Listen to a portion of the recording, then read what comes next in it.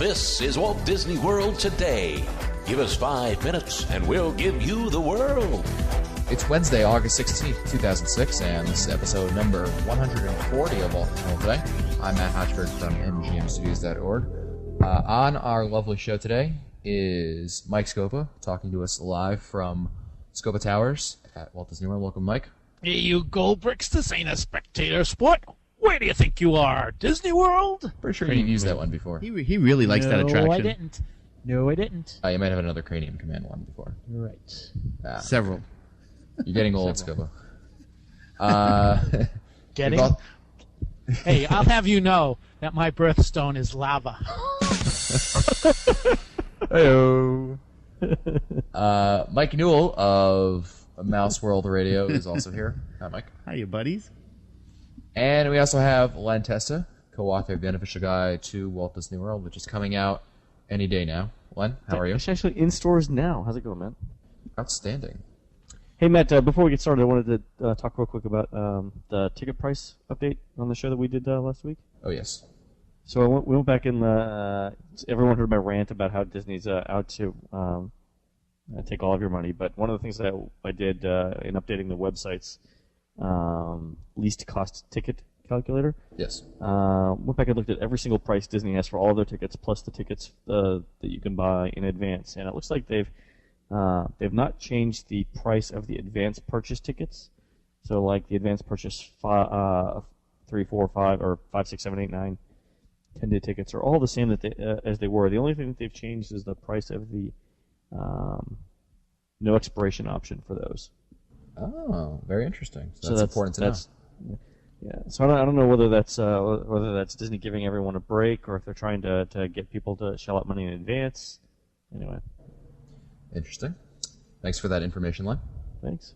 Our first email, of course, this is Wednesday, so we're answering listener questions.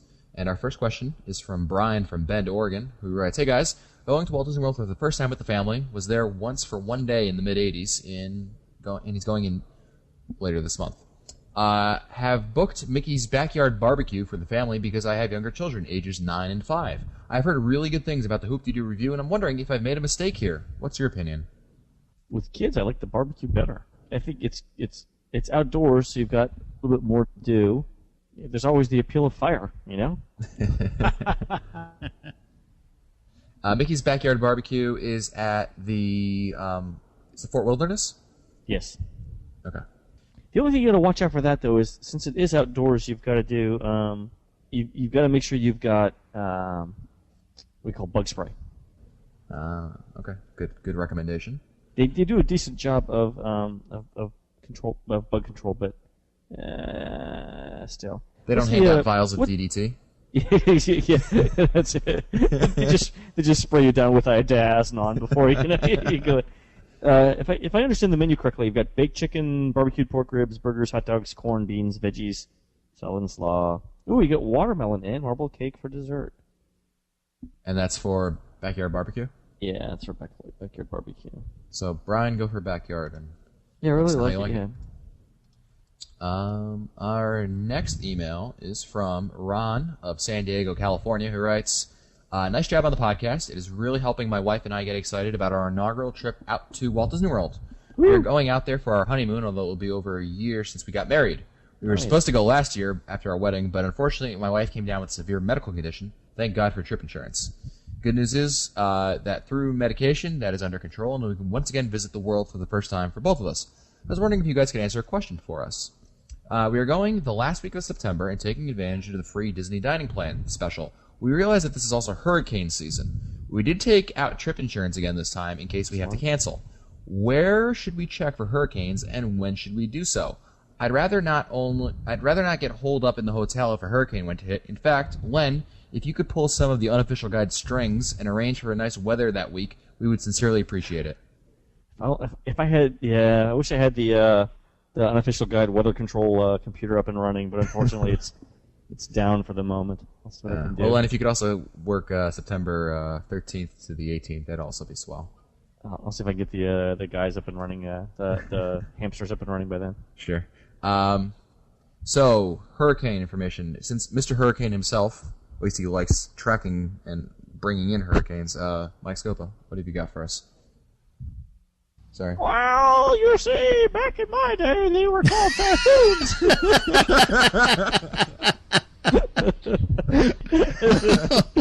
And we didn't have any of this fancy radar. God. Maybe I'll go down to the bar and have a sarsaparilla. Oh, exactly. We didn't have any of this fancy electronics. They call it root beer now. They call it. Oh, that's right. They call it root beer. I'm doing something called the rat race. Henry! No right. privacy at all around here. I'm going to dance tonight. That Be is home on time, daughter. Yeah, exactly. From what I understand, Walt Disney World has just announced a policy saying that during the 2006 hurricane season, if a hurricane warning is issued by the National Hurricane Center for either the Orlando area or for the area where the guest is coming from, the place of residence, within 7 days before the scheduled arrival date, then the guest or the travel agent can call in advance and reschedule or even cancel the vacation. I think it has to be a Magic Your Way vacation package. And by doing that, there's no cancellation or change fees. And from what I understand, this policy applies to just room-only reservations booked directly with Disney. Also holds for reservations at Disney's Vero Beach and the Hilton Head Island Resort.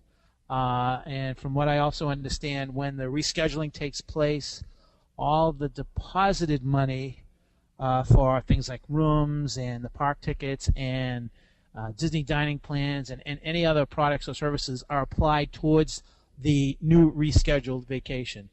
So it sounds like there were a lot of people who were asking about this, and because of what has happened the last 2 years, and so Disney is taking a step forward and helping the guests, and I just hope that they help me. And I really like hurricanes down there, so I'm looking forward to my trip next week. God, I'm avoiding the parks. I'm not going to any park where someone is not totally rooting against a hurricane coming. Yeah, really. But they do treat the guests very well. I mean, you're as safe as being in your mother's arms if you're in Disney World, and you listen to them and there's a hurricane, because they keep you informed almost every 2 or 3 hours. They're either calling the guests, leaving a message on the phones, and every day there's usually a hard copy piece of paper giving you guidelines. I mean, it's really, really, really nice to know that they are very, very concerned about their guests during such a storm. And Ron, if you're looking for information on checking for hurricanes and such, you'll want to look at the National Weather Service's National Hurricane Center at www.nhc.noaa.gov. There'll be a link in the show notes. I would check about a week ahead. That way you can see if there's anything out there. And then, of course, check it religiously once a day to see where it's going, if there is anything out there. And, yes. One more thing, everyone needs to know this, that even though that they can reschedule the vacation, here's the stickler. If you reschedule a vacation that originally had some discounts or free offers, guess what? They will not apply to the rescheduled vacation. So, in case you had free dining, well, guess what? You're not going to get free dining on the rescheduled vacation. Interesting. Yes. Oh. And he's got another question for us about the best places for recommendations for steak and prime rib at Walt Disney World. Mike Scopa, you consume cows by the dozen. Well, I can talk to the steak. Again, it depends upon the kind of steak that you're looking for, and also you have to be very careful because there are several places within Walt Disney World that will offer, for instance, teriyaki or strip steak or Delmonico, but you'll pay an arm and a leg in one restaurant, whereas at another restaurant you'll just pay an arm. So the three that come to mind is that at the Kona restaurant at the Polynesian, I believe that they have the best teriyaki steak tips on the resort. So I would go there for teriyaki steak tips. For Delmonico, no better place than, as long as it is open, the Concourse Steakhouse at the Contemporary Resort. And finally, the Scopa Special, which is the New York strip steak, none other than La Cellier in Epcot's World Showcase. Yeah, you mean Bob Sallinger's a huge fan of prime rib and orders it frequently when we go out. And I think I've probably been to every steak place in Walt Disney World with him. The two that pop to mind is being pretty good. One is Shula's at the Dolphin. At the Dolphin, yep. Shula's is when Bob orders his steak too, it's rare to the point of like not being able to watch him eat it. Rare, like to where Put a Band-Aid on it and it's skilled veterinarian can still save the cow. It's one of those. It's like I think they just like they sort of warm their hands together like this and place it on the steak, and that's warm for Bob. Shula's has like the biggest hunks of meat. It really is like brontosaurus burgers. But Shula's is really good, and I'll cook it blood rare if you want a blood rare. And the other one that I thought was really good was Aspen Steakhouse, which is relatively formal as far as Disney World restaurants go. But I've actually had the prime rib there too, and it's not bad. But I do think Shula's is probably the best choice, and then Aspen Steakhouse probably number 2. Yeah, they're both pretty expensive. Yeah. The other place would be the Concourse Steakhouse. I don't think I've ever had the prime rib there, but it's not on the it's more moderately priced, but it's not going to be on the order of Shula's, for example. So You get prime rib at 1900 Park Fair too. yeah, that's like a carving station though. Yeah, that's a different. I don't know, man. Our next email is from Heather, who writes, "Hello, Matt and all. My name is Heather Stone. I'm from Batesville, Indiana. First off, I love this podcast. It's awesome. You all have been a breath of fresh air and a wonderful resource for information. I've listened weekly for months now. I do have one question. I'm a larger gal, and my husband is larger as well, around 310 pounds. I'm short, around 5'4", and he's about 6'1". We are extremely worried about the rides at Disney World and fitting in them and not being embarrassed or ashamed. We're going to spend a good $900 on the 4 of us to go and don't want to embarrass our daughters 4 and 8, who are small and petite, especially if we can't fit on a ride. Do you have any advice on what we can ride or should stay away from? We are trying our hardest not to embarrass ourselves, but still enjoy the park and get our money's worth. All help is appreciated. Thanks again. Keep on talking. You are all so wonderful." This is a very, very good letter, and it's probably I would almost like to say, Matt, that we may want to answer this letter in a show where we can devote more time to it. Oh, sure. Mike, I like the idea. Yeah, Mike Scope is our official scheduler. So, Mike, why don't you slot that in there, and once you figure out a date, post it in the show notes so that we can know exactly. What we need to know is, when is Heather going? Soon. We don't know how soon. Heather, so could you write back to us and let us know when you are going so that we can put the show together as soon as possible for you? Thank you. Great. That answers that question quickly tonight, at least. Just a couple quick things. One is definitely check out the Passporter book for people with special needs. Oh, yeah, that's a great because book. they actually address this Yes. particular thing in there. Good point, Len. Good Yeah, point. so they have a couple of good tips. Number one is and by the way, this is also on allearsnet.com, but you definitely want to get the book. If they've got things like I think the rides that you want that Heather would be most concerned about would be the ones where they've got belts, like on Dinosaur, for example. Harnesses. Or rides with harnesses. The ones with belts, though, I believe they've got belt extenders.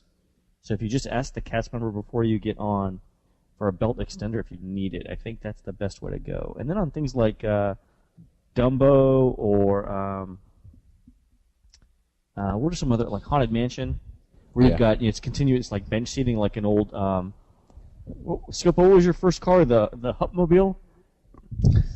in the Oldsmobile, you used to have the bench seating. Oh yeah, Model the T. brakes, yes. Back in the brakes Edsel.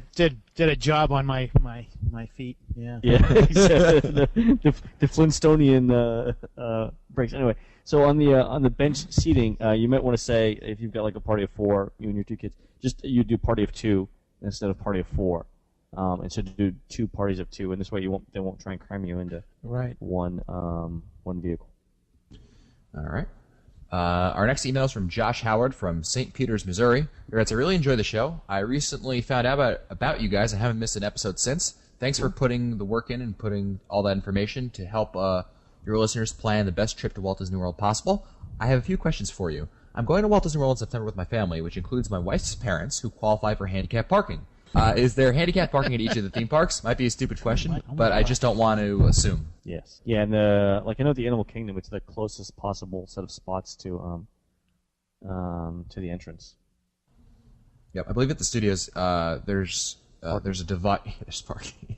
There is parking. I think it's on the right-hand side of the dividers that split the parking lot in half when you're coming down that main drag over there. But there's handicap parking at all the parks, right? Yeah, I mean, definitely. I mean, obviously, Disney's going to do something like that. Yeah. The one thing I would say, though, is if you're going to drive, you can probably drive everywhere but the Magic Kingdom. If you can at all use Disney transportation. Did they say what they were saying? Nope. Didn't say which resort. You know, it's better to drive to pretty much any of the parks except for the Magic Kingdom. So if you can use Disney transportation for the Magic Kingdom, you might find your journey a little bit easier. Just a quick tip. Great. Cool. I got a question here from Josh for Mike Scopa. The restaurants are already starting to fill on all their advanced reservation spots, even for the last week of September. Yeah. If one particular restaurant is full, is there a best time to call to see if there have been any cancellations, like early morning? Any insight as to how their system works? Most of MGM restaurants are full for dinner hours during the one night we will be there, and if there's any chance the spot opens up, I would like to take advantage of it. Well, the problem is that we're at the mercy of those people who may have decided to blow off a reservation and have not called to cancel it. I think that you just have to keep calling, and you know, the thing is that I personally will call from right outside the restaurant. I've done that many times. I've seen a bunch of people up at the podium, and I'll just call and I'll get seated right away. Another thing to do is this is probably something that I wanted to keep a secret, but if everybody probably knows this, if you have 3 people in your party, book a reservation for 4, because you're more apt to get a table for 4 than you will for a forced 3. You know, because it will be a forced 3. As far as again, Matt, I would say that what we want to say is just keep calling. Don't give up. Keep calling, and ask as many times as you want, because you never know. Somebody may cancel right after you call, and so keep trying. I'll have all kinds of options open. Scopa, in the Main Street, what's the Main Street Monitor? Diaries thing that you sent. Yeah, I don't know if you noticed this, but Disney's actually asking cast members not to dine at sit-down restaurants while free dining is in effect. And you know that they've extended the hours of some of the restaurants. Right. And for those restaurants, they're not accepting sit-down or priority seating reservations, advanced dining reservations, whatever they're called these days. They're not accepting those reservations. So if you want to go, Josh, a little bit like half an hour before normal dining hours, that might work, or a little bit later. That's a good point, Len. That's a good point, because with the extended free hours? dining that's going on. Yeah, I think we did this in a show last week with Sue Pisatoro. I think we might have it in the show notes. We've got there are extended dinner hours for most of the sit-down restaurants in the Magic Kingdom, as well as the sit-down restaurants on the Magic Kingdom. On the monorail around the Magic Kingdom. But you bring up a good point. That is that with the free dining, that it's even more important to think about eating at different times. Like instead of looking for a 12 o'clock lunch, look for something like at 2 o'clock. Instead of looking for a 5 or a 6 o'clock dinner, maybe you have a late lunch at 4 o'clock or something, or maybe even a late dinner. You and I both know that the best time to eat at Le Cellier is around 8:30, because everybody's going over there and watching Illuminations. And if you've already seen Illuminations 20 times during your stay, like I normally do before I go to Le Cellier to eat, you're going to have a great time, and it's going to be a relaxing evening. And then when you walk out of the park, you can try to pull your companion away from the fiber optic sidewalk. Long answer. Our next email is from Kristen from White Bear Lake, Minnesota, who writes, recently I was listening to your podcast where one or two of you said not to go to Ohana, especially for dinner. Why is this? Is it really that awful? Do you have any suggestions for a different restaurant that could cater to a group for a special occasion? Len, I think you might want to recap why Kristen is mentioning the bad review of Ohana. Yeah, Len. Yeah, tell us. I said I didn't like it because of the change in the menu, but apparently I was wrong. Ah, that hurt. Really? I feel the burn. Oh, it's like my soul is being ripped out of my body. I was wrong. There, I said it. I was wrong. Wrong. I was wrong. Good Lord, man, get a hold of yourself. I really should not have had all that coffee at the time. Yeah, but I don't know if you guys heard this, but maybe I was wrong on the Ohana thing. It was it did pretty well in the 2007 unofficial guide in terms of reader responses. So yeah, feel free to eat there. Okay, so Actually, I do like. I've always liked it for breakfast. I thought for dinner, the thing that bothered me was the au gratin potatoes, which are neither Polynesian nor luauish. But whatever. Who am I to complain? Purist. Whatever. Purist, exactly. I mean, come on. Actually, I think in the new guide, 90% of the people who dine there gave it a thumbs up. Now, of course, that doesn't include just the food. It includes things like ambiance and the wine list and the entertainment and stuff like that. So it's not just a 90% for the food, but go ahead. all right. Our next email is from David from Houston, Texas, who writes, is a question for Mike Newell. Mike, what's your favorite music at Walt Disney World? I really like the loops from the closed Wonders of Life pavilion as well as the Epcot entrance music. I just answered this on the live show. My favorite is the piece that plays in Interventions, the Interventions area piece. It's about a 20-minute loop. I was talking to St. Chris about it on the live show. If you want to listen to that, it's a great track. That's my favorite. Well, that's it for us today. This has been episode number 140 of Walt Disney World Today. If you want to find older episodes, read our show notes, or send us your comments, visit the Walt Disney World Today website at touringplans.com. I mean, www.today.com. That was great. That worked out well, didn't That was awesome. Give me $5, Lon. Just the 5? Okay. Wow, he charged You me can 10. You can also email us at questions@wdwtoday.com. There he goes. He's Man, gone. I plug your website, and now you make fun of me. That was truly ungracious of me. At least I can pronounce your name. Wait, Matt, what website was it that you plugged? Was it touringplans.com?